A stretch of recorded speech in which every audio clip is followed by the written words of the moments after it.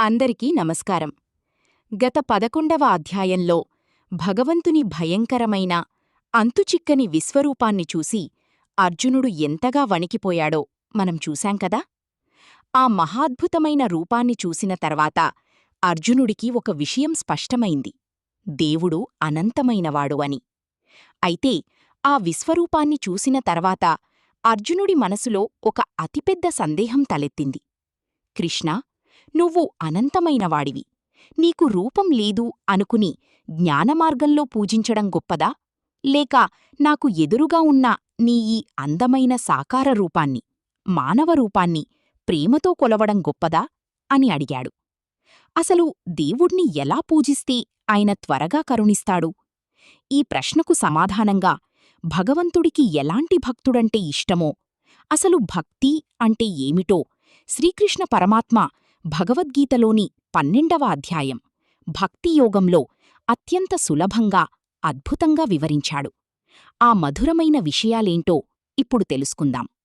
అర్జునుడి సూటి ప్రశ్నకు కృష్ణుడు ఎంతో స్పష్టమైన బదులిచ్చాడు. పార్థా, దేవుడికి రూపం లేదు, ఆయన ఇంద్రియాలకు అందనివాడు అని నమ్మి ఆ నిరాకార బ్రహ్మమును ఆరాధించేవారు కూడా నన్నీ చేరుకుంటారు, అందులో ఎలాంటి సందేహం లేదు. కాని ఆ మార్గం చాలా కష్టమైనది. ఎందుకంటే శరీరమున్న మనిషికి రూపంలేని దేవుడిపై ఏకాగ్రత నిలపడం, ధ్యానం చెయ్యడం కత్తిమీద సాములాంటిది.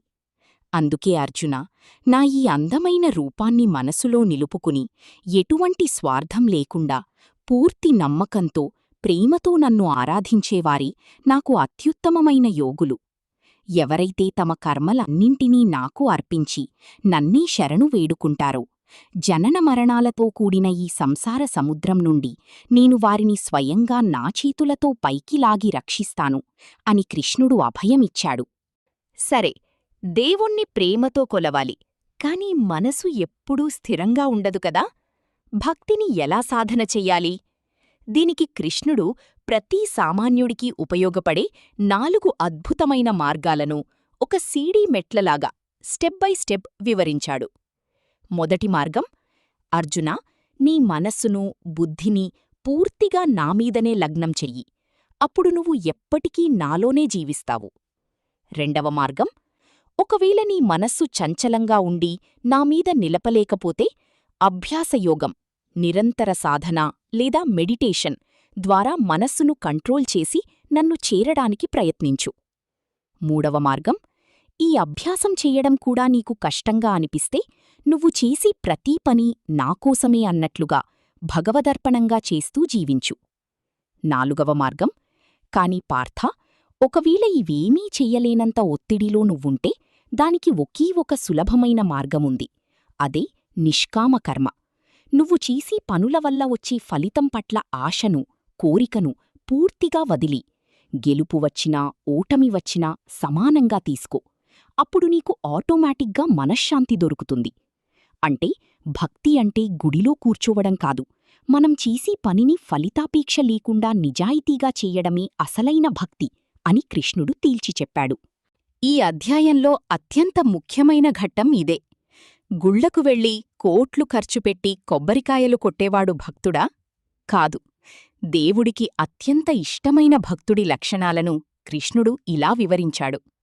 అర్జునా, నా భక్తుడు అంటే ఎవరిపైనా ఎలాంటి ద్వేషం లేనివాడు, అద్వేష్టా సర్వభూతానాం, అందరిపట్ల దయా, స్నేహభావం కలిగినవాడు, నేను, నాది అనే అహంకారం, మమకారం లేనివాడు, నిర్మమో నిరహంకారః, కష్టమొచ్చినా సుఖమొచ్చినా ఒకేలా ప్రశాంతంగా ఉండేవాడు, సమదుఃఖసుఖః క్షమి, ఎవరు ఏదిచ్చినా సంతోషంగా స్వీకరించేవాడు, ఎవరినీ భయపెట్టనివాడు, అలాగే ఎవరినీ చూసి తానూ భయపడనివాడు, లోకం తనను పొగిడినా పొంగిపోనివాడు, తిట్టినా కుంగిపోనివాడు, తన కంఫర్ట్ జోన్ కోసం వెంపర్లాడకుండా ఏ పరిస్థితుల్లో ఉన్నా తన కర్తవ్యాన్ని ధైర్యంగా నిర్వర్తించేవాడు, కోపం, అసూయ, భయం లాంటి ఎమోషన్స్ని కంట్రోల్ చేసుకున్నవాడు.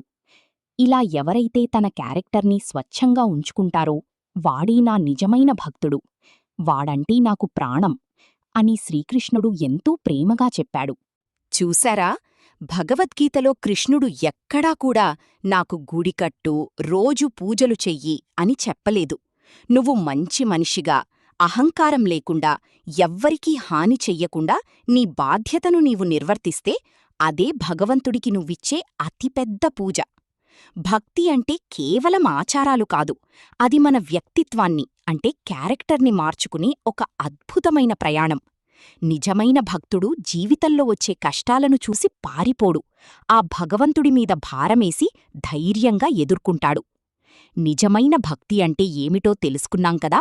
ఇక తదుపరి 13వ అధ్యాయమైన క్షేత్రజ్ఞ విభాగయోగంలో ఈ శరీరమనబడే క్షేత్రం గురించి, అందులో ఉండే క్షేత్రజ్ఞుడి అంటే ఆత్మ గురించి శ్రీకృష్ణుడు చెప్పిన అత్యంత లోతైన సైన్స్ మరియు ఫిలాసఫీని తదుపరి వీడియోలో చూద్దాం.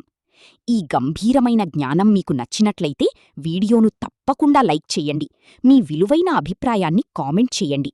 ఇలాంటి అద్భుతమైన జీవిత పాఠాల కోసం మన కేటీకే ఛానల్ని సబ్స్క్రైబ్ చేసుకోండి. సర్వం శ్రీకృష్ణార్పణమస్తు. ధన్యవాదాలు.